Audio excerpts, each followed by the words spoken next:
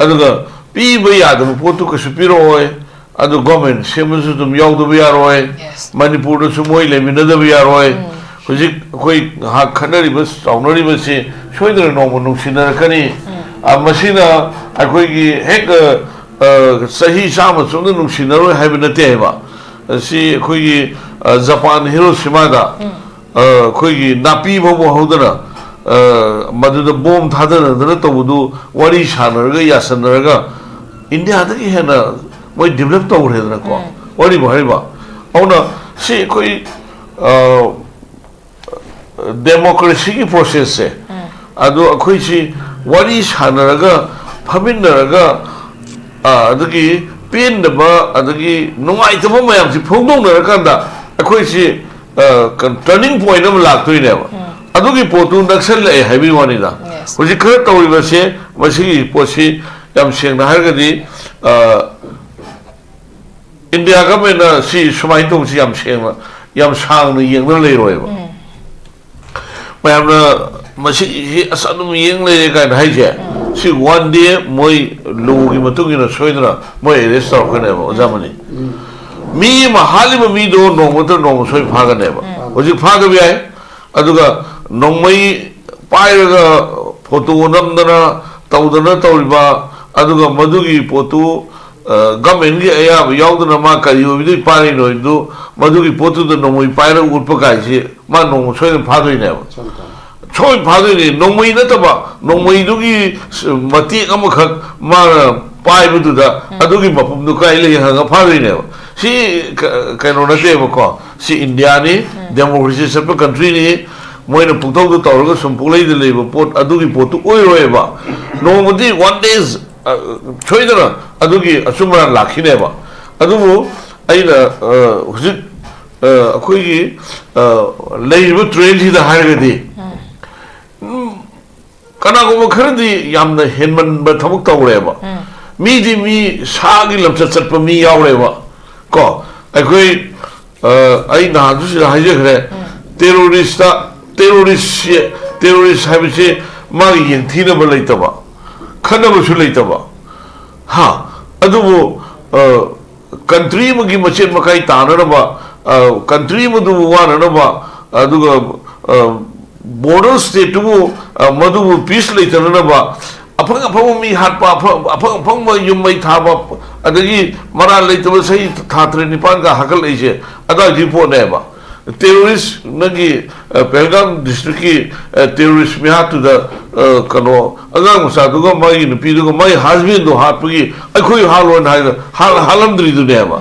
akhoi shiri adugi potu leitaba terrorist karma terrorist no drugs are terrorist karma terrorist no poppy plant are terrorist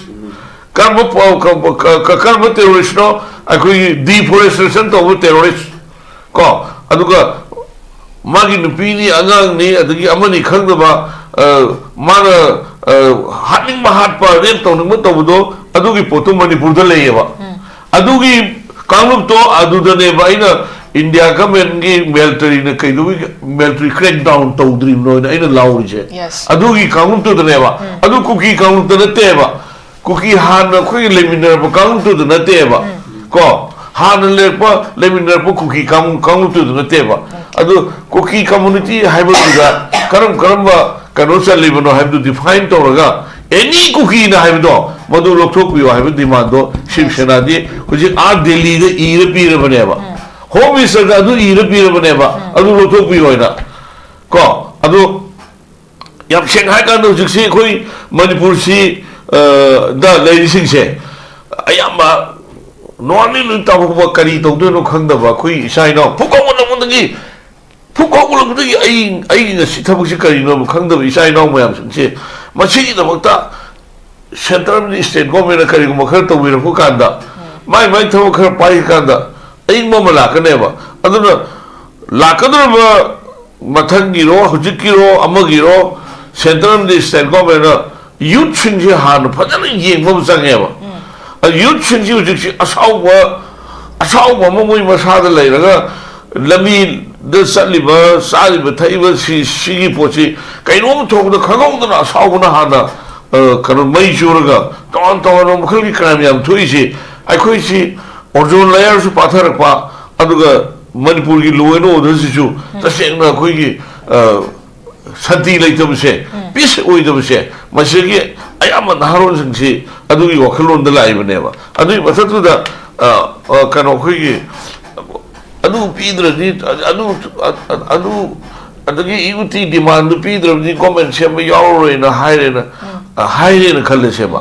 हाइरे बिदु कनानो हाइरे बिदु मोगी front line द लेजु कनानोबा अदुको मोगी लेफ्ट राइट लेजु कनानोबा अदु एमएलए म कारे मणिपुर का हेड ओइना वासए को अदुको मोगी अदुगी पोतु पीद्रगदी ना हाइब मोई कमा हाइदेनो मे बीजेपी के एमएलए ओइना अदु कमा हाइदेनो मिदा अदु हाइबिदु लोइरे हेबा अदु हाइबिदु लोइरे मादु as MLA disqualification to budu yare heba nati as per constitution of India ko adu hit mara MLA was long da du sai bani dra integrity kahelo is was long the yorin neba adu ga UT ki demand to integrity to chugai ge hem to adu ji potu kam la lage hen da adu na madu mo potchi ga gi na amani adu moina amani अदुगी पोतु मरक्तुदा अदगी uh government save मो BJP की अदु यावरोय नाय कराना हारिनो सिंगमो वासि पुंथोंदो थोगा अदुम अमना अदगी government सेवनी का ना हायरोगा सेमनी हाय मचिन थीवा अदगी मोई खर चली 50 और अदे अमना हाइजली का मसेजा मयाम से डिस्कशन पेने सुमदैनम सेजा करखनो तसेंगना मोहिरोम द हायरपगा लेरे जाला अखोइदि हायरति समाय हायरति अई सागा को फाव यावेबा हमिनर पुआ अखोइ उनरगा वारी सारक पाइसे कइनु चुम्म जानबा हाइसु अइगोन हार अदु अइन खनम यावेबा पगानगा अदि मिगोन सही बसी याम थीन सही थोक पाइतारे अदु मीदुनि गाइनो गदरा अखोइ पा हाइदि लेबल लीडर सिंग दुदा अखोइना प्रजा सिंग ना पाम बसे ओलक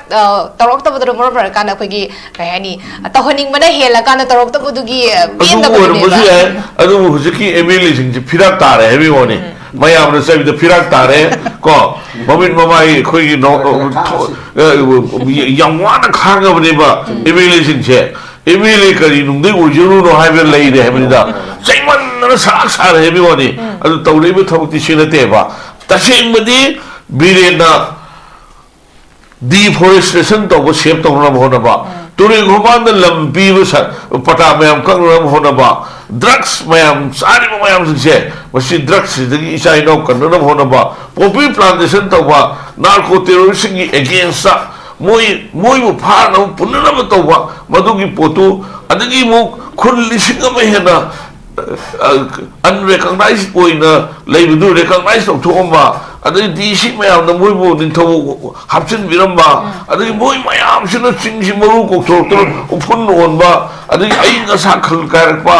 अदगी मधुगी मैम सिंसि खितंग कन्नना वइन तौ द कराय देनो आदा रैली चले थर्ड में द अदगी शेड्यूल ट्राइब की ने है अदु तौ ने है मोइ साजिनबा डॉक्यूमेंट्स मैम अमा पुथोगा साजिनबा डॉक्यूमेंट्स मैम अमा पुथोगा गसी लेबु ट्रेन सिनेबा अदु अखोइ मैम से उतंग इंग सिंगना अमदसु अमद व्यवहार तौनबा अमदसु अमद नुसिनबा अखोइ टर्निंग पॉइंट अम लौनब होनसि हाबिसे शिवसेना अमदि अखोइगी समिनरिबा मणिपुर डेमोक्रेटिक अलायंस की पॉलिटिकल पार्टी सिंगी एज ए कन्वेनर होइना अदुगा आई सागी होइना पुनो पो आइना अमतंग अखोइसे असाउ खितंग नेमधरगा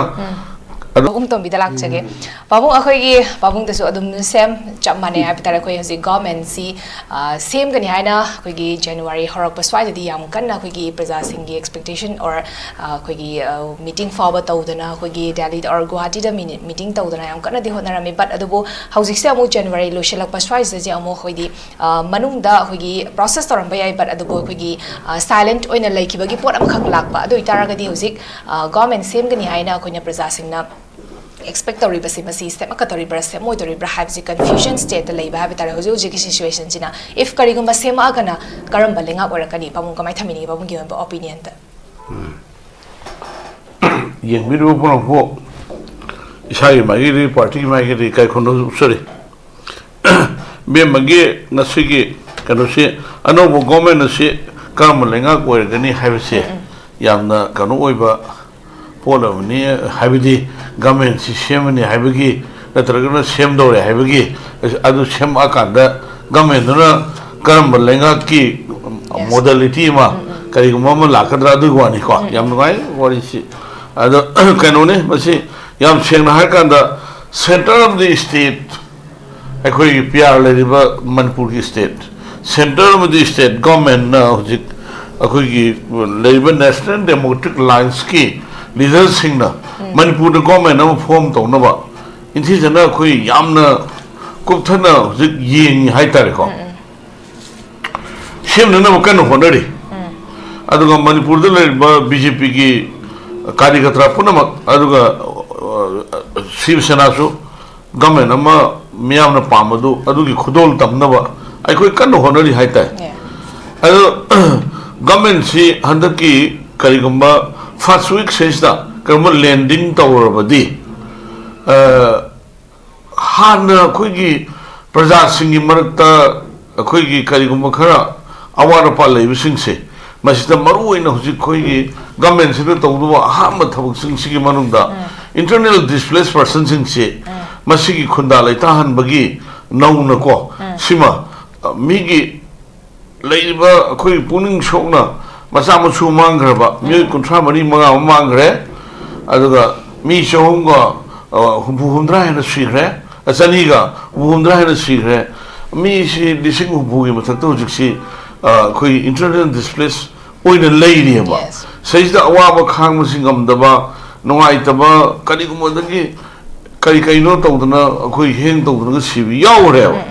हुजिक मसिगी पोसे याम सेंगना हाकंदा गवर्नमेंट अब लागु तारनि मसि सोम तौनो होनबा secondly national highway boat national highway दा हुजिक लेरिबा कोई फ्री मूवमेंट ओइदब स्वाइगी एरिया से सही खुद अहान थारगा डेवलपमेंट हाइब पोसी मियाम तौमीनगदबने मियाम तौमीनगदबनी मियाम समीनगदबनी दैदा हुजिक लेरिबा खुइगी कनोसी मयामना दुम हाइनब लेको कुकी दुबु कमाइना तौदोरिनो यावदोरिब्रा यावरोइदोरिब्रा अदो मोइसी मोइ यावद्रगदि गवर्नमेंट सेमोइदोरिब्रा अदुगा मोइसी करी तौरजानो अदु गांगनबा लाने अदु उनबा लाने गायन सिदी कनोनेबा पॉलिटिकल पार्टी मु गवर्नमेंट है मदुदा विथ अदुदा वर्कर्स सिंग बौ यावरबने गवर्नमेंट सेमस नॉट ओनली एमएलए मसिंग थीबदा अदुनि हाय यावरदोइनेबा कुकी दु यावरोइ कायन खदोबु याबा नतेबा अस अखोइ तरे यावरोइ कायन मोइ हारबु याबा नते हेबी वनिदा अखोइ तरे ते यावरोइ कायन बीजेपी की टिकट बोल लेपग बीजेपी द कारगा बीजेपी गवर्नमेंट सेमकांदा अखोइ मोइ तरे तु यावरो ये कायन हाइजे सी वासी यामना खोइगी ताबा यादबा खोइगी याम नोंगनिंगबा कनो फागी मखलमने बसिदि मोइ यावरोइ तो बीजेपी न government सेमद यावरेबा a minister bar from that is another kano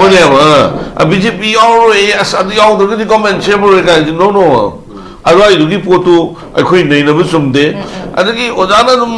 फमवा खुदिनि like हाइते अदु तौदिन सुम हाइजे मसि तौबिगनो फतेबा अदु यामना इगो वांगमन मसु फते यामना इगो वांगमसु फते तसेगुनि को आई हाजिजे फमिनरग सुम सांग तिनर बुई आई फ्रेंडली हाइजे बनेबा मी अमगी कनोसी हेक्ता अरमाइनो पाइ हाइ फतेबा एमएलए मा काइन कारेइसे काय रोंखो गुन लेरगा नत्रगनो मतिक मयाई लेरगा मियामना थागलैनेबा अदो एमएलए लाइक हाइते अदु रूल सेम कनोसी खोइगी लो सेमसे हुजिक मागी मतुंग लाखदुरबा गवर्नमेंट की एम्प्लॉय म्याम सिंगसे अखोइदगी हेन खंबो जादे हेन खंबो म्याम दो मागी मखाद लाखदुइनेबा तानरेगा मदो सेमगिदुइनेबा एमएलए दुने ते सेमरते हेबी वानिदा अदु कैबिनेट कलिक हाइबम से लेरी अदगी मदुद एडवाइजर हाइबम से लेरी अदु गवर्नमेंट की लेबा आईएएस अदगी एमसीएस ऑफिसर म्याम से मदुगी collective response amna lo sem doi ne ba emile kari bu he tam yim ne lo sem na te everyone da ai kasam din te ko ai hai ji modu modu ngam sam hai bi bu ta bo hum lok sura ga ne ai hai ri si ko secondly amna sim ta ai hai ji ge ba ai ko jik ka ro si government si ka do will a ni no hai bi se si yam na kano akhoi mang da ta bo la ma ne ba government si ka do la ni no kai do bu gi government si lang na ba mi ham na la ni na hai ga ka do will la tri no hai se si po si ne ba aduna akhoi kano si north east akhoi si border state ne ba adu sai da labor problems si so many problems ko sai da labor problem me am sing sa central government na pa mi si ai gi wakhan da samai khali ko manipur gi da mukta di akhoi gi community si yamna big community oi ba se ma si ILB guy si atai to post to pi de ko okay adu manipur ga BJP government la ga ILB ga pi si di no gi tung gi khungul muthi da ne bir ko ne ba akhoi nung si de ga ja hai ru phatte ko oh adu gi nagi hujiki khoi ton ma leader mayam la ga government si kamai phom to ni ka na ton ma si so kanglu mayam unari si masi akhoi awa ba si khang tawri ne na lawe ba ji adu comment semani ka na khay naksal la kan da mi makap na hale yum mai thare adi ha adu tawri this and that adi di kana go mkhar na government semani ka na ha eta masa masu sidon ga saw ba asa yam si akhoi yam na population kain ta le ta khoi marak sida akhoi nakal lam do jing mi li singom burom sa woi sa do woi le ni wari masi se khoi government la ga ni khidang sa pha ni je adom da khan bi bu karam yaw dre ba adagi karino kana go khar na mu hai press election to ur si kai na ka mi li singom bu gi ki kano lai ba khoi gi yum lai ka ri masa gi mim su na ta bu bo ma gi yum su go ju loi na mai cha khra ba adi ka gu um na yum do hang le ho ra ba mana masing thana ba masin su ka ba sam da pun yi no le ga government pe ko maru mura ghar sar li ga ka mai bhor pi wa ni phurak tra si ro dai ba press election to si kai na hai su yaw ri adu mai ma gi thok ba pungang na ga ni adu gyalam ta de ba akoi di discussion panel si am si kai ka na yawning dra ba ne ba phuning ga pom yaw ba adu khut thaning pom yaw ba nungai ta ba mi wari bu du kai na khang da ba adu hujik se o secretary ta kam sang ya de han MLA minister le ni di ai sha chi to bi de de shima to de de du to de la tra ga bhot phang bhot kar ho du ai ma si kamai to no ma gi awa si ting bang de ge ne chen li bi ni pang ni bi ni adu gi helping to hujik si almost hi ama si lai tra ba ne ba mo si suspend le ra bi na kain to tau wangam draba adugumba elected ne na kanum da lei rabane hariba aro jik ai na sheng laksan ni si MLA BJP ki MLA kontra ga ni thoi ne BJP ki MLA BJP da akhoi gi kano ka ba se janata dal da gi manga ma sang 37 ne ba 37 ni aduga NPP ki adagi di nangi akhoi gi kano gi Naga People's Front ki manam sana MLA lei manam sana numbering lei aduga hojik akhoi gi chahi ama sigilo shella kusi akhoi khud 15 days le hojik se yes coming kanogi February gi kano se da akhoi gi January February 45 days lei idra 45 days lei ye long tai ba 15 days yes 15 days lei de ba 15 days se masigi manung da government semna bagi thabuk do honabiri masing sigi akhoi masigi pose khoi nu ubuni na okay government sem ka ne habisi thajai aduga government si ibe magi ga sigi government si karme lenga oidori no na habisi ihala mada akhoi gi kang amatagi nate ko koki gi su ko adu maitai gi su community animaki awa bahana akhoi adugi moi puning shopo mayam do madu men khanna bhona baduna ama thamak ne ba okay ama thamak ne ba adugi adugumba kano sejda heta akhoi gi kaino haitare government हेक सेमगा मथंगी election कान vote पुखोम खोंगदबदो अदुगी पोतु दी लाक्त्रिङैदा मियामगी अवाबा पेननब होनबदो मधु हाना सोइदन की लाकदर गवर्नमेंट से अदुन सोइदन तौगने ओके बाबू याम फजा थंबिक्रे अखोगी लाकदोरिबा अखोगी सेमकदोरिबा अखोगी गवर्नमेंट सिना हाबे तारे हौजिक लेरिबा मांग द तारगा लेरिबा इशू हाबे तारे मेन ओरिबा इशू सिंगसे हाना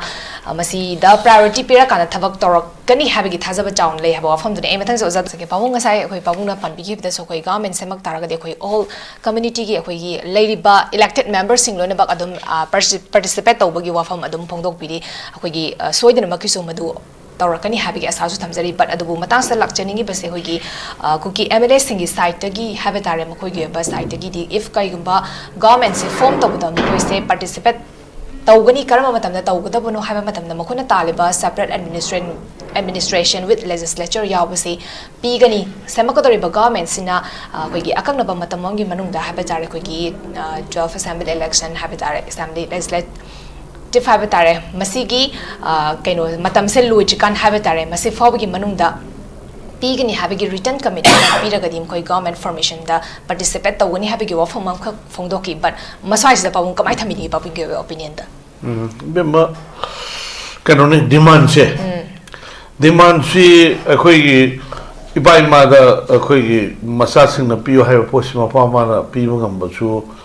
पीरमगनी दुगा पीबो यादब पीबो दिंगंबा को पीबो दिंगंबा अदुगा पीबो यादब सुलेरमगनी डिमांड से दुम तौबो याय पीबो पीदबा हायबदुदी लेरिबा central of the state government ना लमदम मदुदा शांति कायगदब लेरगदी पीदबसु मोई अदुगी पोतु लाखन है वफमने अदुगा हुजिक मनपुर लेरिबा खोई तोंगान तोंगान बा ममांग ऐदगी लेमिनाराबा कुकी सिंग से थादौ हाइबसी मोसी खोंसाई हाइतारे को ममांग ऐदे लेरिबा कुकी सिंग अदुगा तोंगान तोंगान बा गांगते अदगी मारलु साई लेरिबा करिगरी मयाम सिंसी अयाम्बा अदुम खोइगी माई मागी कनो सिंसी हुजिकी खोइगी मैतई सिंग याम नंगना नुक्सिनना लेइबा अदुगुम्बा कम्युनिटी ने अदो अखोई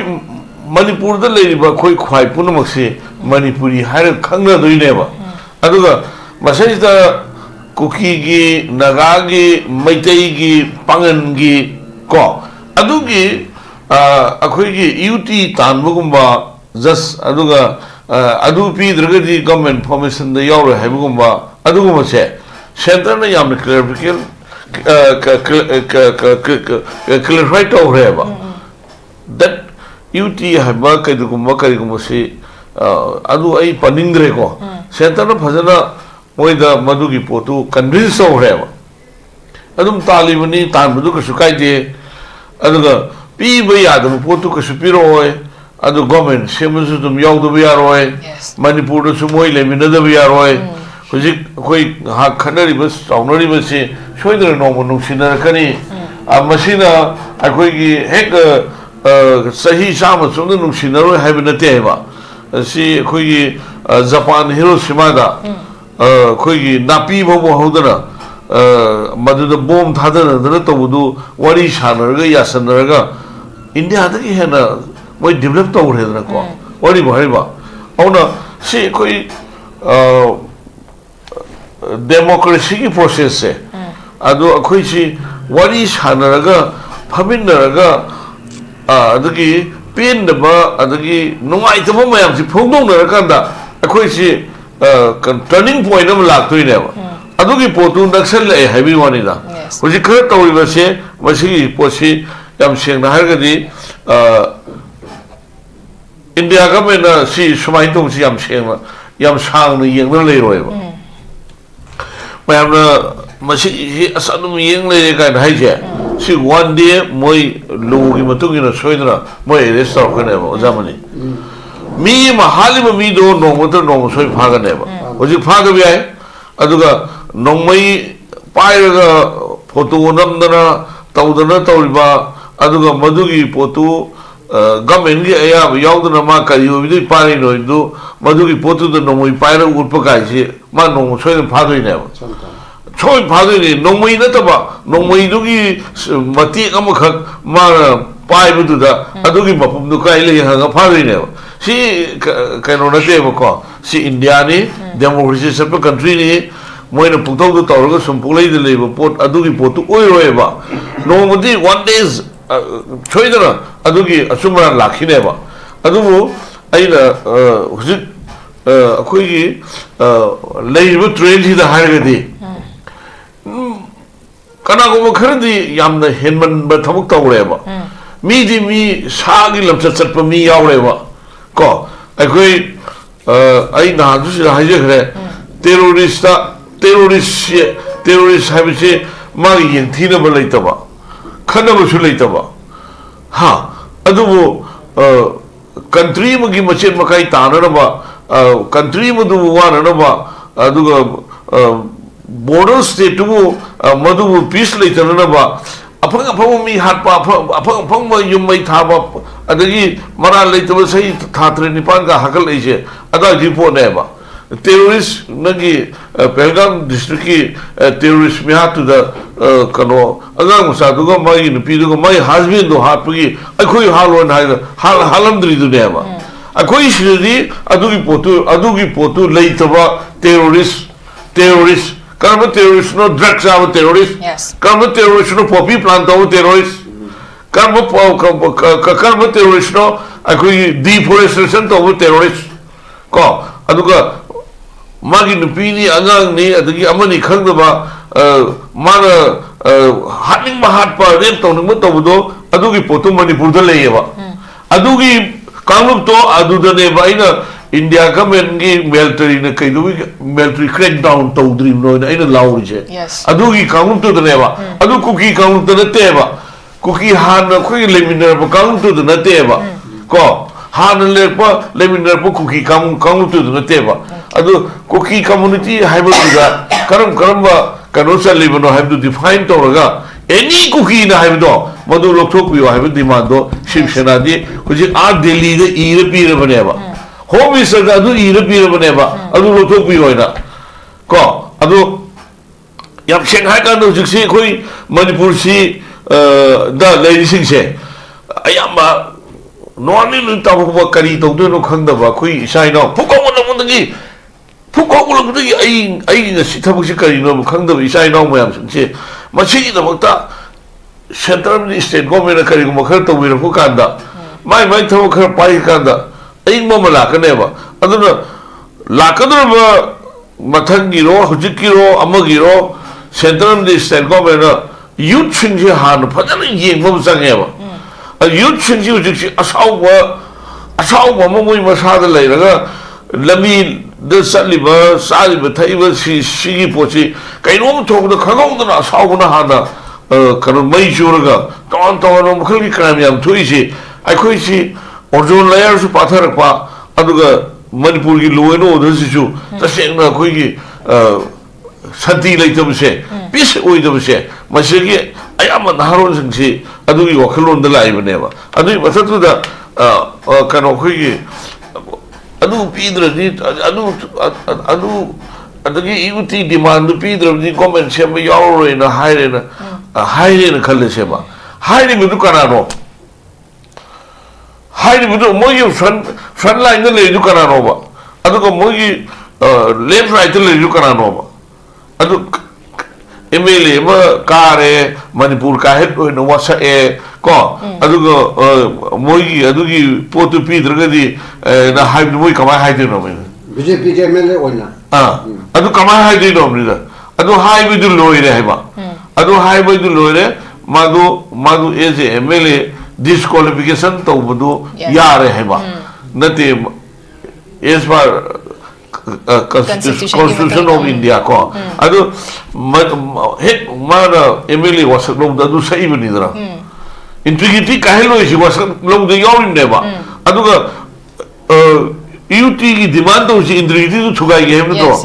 adu ni potu kam la lage hen da adu na madu mo pochi nga gi na amani adu moina amani adu ki potu marak tu da adu ni a government se no mo BJP adu yawo ro ye na karana harim no chingmo wasi putong to thoga ꯑꯗꯨꯝ ꯑꯃꯅ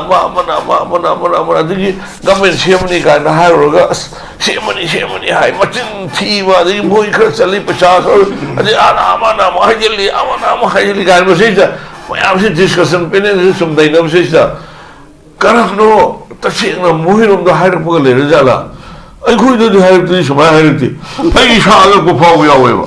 ꯐꯝꯃꯤꯟꯅꯔ ꯄꯨꯡꯉꯥꯡꯗ ꯑꯩꯈꯣꯏ ꯎꯅꯔꯒ ꯋꯥꯔꯤ ꯁꯥꯔꯛꯄ ꯑꯩꯁꯦ ꯀꯩꯅꯣ ꯆꯨꯝꯕꯖꯥꯠꯂꯕ ꯉꯥꯡꯉꯤꯁꯤꯕꯨ ꯑꯩꯉꯣꯟꯗ ꯍꯥꯏꯔꯛꯄ ꯑꯗꯨꯃꯥꯏꯅ ꯈꯟꯕ ꯌꯥꯎꯔꯛꯑꯦꯕ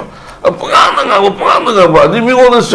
ꯆꯩꯕꯁꯤ ꯌꯥꯝ ꯊꯤꯅ ꯆꯩꯊꯣꯛꯄ ꯍꯥꯏꯇꯥꯔꯦ ꯑꯗꯨ ꯃꯤꯗꯨꯅ ꯏꯀꯥꯏꯔꯝꯒꯗ꯭ꯔꯥ ꯑꯩꯈꯣꯏ ꯍꯥꯏꯗꯤ ꯂꯩꯔꯤꯕ ꯂꯤꯗꯔꯁꯤꯡꯗꯨꯗ ꯑꯩꯈꯣꯏꯅ ꯄ꯭ꯔꯖꯥꯁꯤꯡꯅ ꯄꯥꯝꯃꯤꯕꯁꯦ ꯇꯧꯔꯛꯇꯕꯗꯨꯅ ꯃꯔꯝ ꯑꯣꯏꯔꯀꯥꯟꯗ ꯑꯩꯈꯣꯏꯒꯤ ꯀꯩ ꯍꯥꯏꯅꯤ ꯇꯧꯍꯟꯅꯤꯡꯕꯅ ꯍꯦꯜꯂꯀꯥꯟꯗ ꯇꯧꯔꯛꯇꯕꯗꯨꯒꯤ ꯑꯗꯨ ꯑꯣꯏꯔꯝꯕꯁꯨ ꯌꯥꯏ ꯑꯗꯨꯕꯨ ꯍꯧꯖꯤꯛꯀꯤ ꯑꯦꯝ ꯑꯦꯜ ꯑꯦꯁꯤꯡꯁꯦ ꯐꯤꯔꯥꯛ ꯇꯥꯔꯦ ꯍꯥꯏꯕꯒꯤ ꯋꯥꯅꯤ ꯃꯌꯥꯝꯅ ꯆꯩꯕꯗ ꯐꯤꯔꯥꯛ ꯇꯥꯔꯦ ꯀꯣ ꯃꯃꯤꯠ ꯃꯃꯥꯏ ꯑꯩꯈꯣꯏꯒꯤ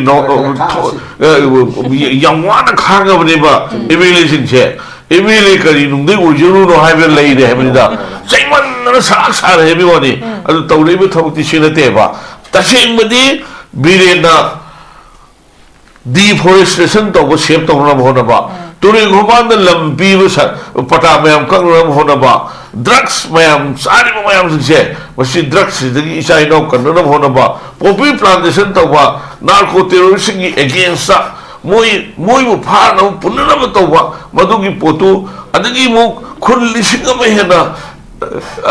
ꯑꯟꯔꯦꯀꯒꯅꯥꯏꯖ ꯑꯣꯏꯅ ꯂꯩꯕꯗꯨ ꯔꯦꯀꯒꯅꯥꯏꯖ ꯇꯧꯊꯣꯛꯑꯝꯕ ꯑꯗꯒꯤ ꯗꯤ ꯁꯤ ꯃꯌꯥꯝꯅ ꯃꯣꯏꯕꯨ ꯅꯤꯡꯊꯧ ꯍꯥꯞꯆꯤꯟꯕꯤꯔꯝꯕ ꯑꯗꯒꯤ ꯃꯣꯏ ꯃꯌꯥꯝꯁꯤꯅ ꯆꯤꯡꯁꯤ ꯃꯔꯨ ꯀꯣꯛꯊꯣꯔꯛꯇꯨꯅ ꯎꯐꯨꯟ ꯑꯣꯟꯕ ꯑꯗꯒꯤ ꯑꯏꯪ ꯑꯁꯥ ꯈꯜ ꯀꯥꯏꯔꯛꯄ ꯑꯗꯨ ꯃꯗꯨꯒꯤ ꯃꯌꯥꯝꯁꯤꯡꯁꯤ ꯈꯤꯇꯪ ꯀꯟꯅꯅꯕ ꯑꯩꯅ ꯇꯧꯕꯗ ꯀꯔꯥꯏꯗꯅꯣ ꯑꯗ ꯔꯦꯂꯤ ꯆꯠꯂꯦ 3 ꯃꯦꯗ ꯑꯗꯨꯒꯤ ꯁꯦꯗꯨꯜ ꯇ꯭ꯔꯥꯏꯕꯀꯤꯅꯤ ꯍꯥꯏ ꯑꯗꯨ ꯇꯧꯅꯤ ꯍꯥꯏ ꯃꯣꯏ ꯁꯥꯖꯤꯟꯅꯕ ꯗꯣꯀꯨꯃꯦꯟꯠꯁ ꯃꯌꯥꯝ ꯑꯃ ꯄꯨꯊꯣꯛꯑꯒ 사전나무 도쿠멘트 마야모 부토가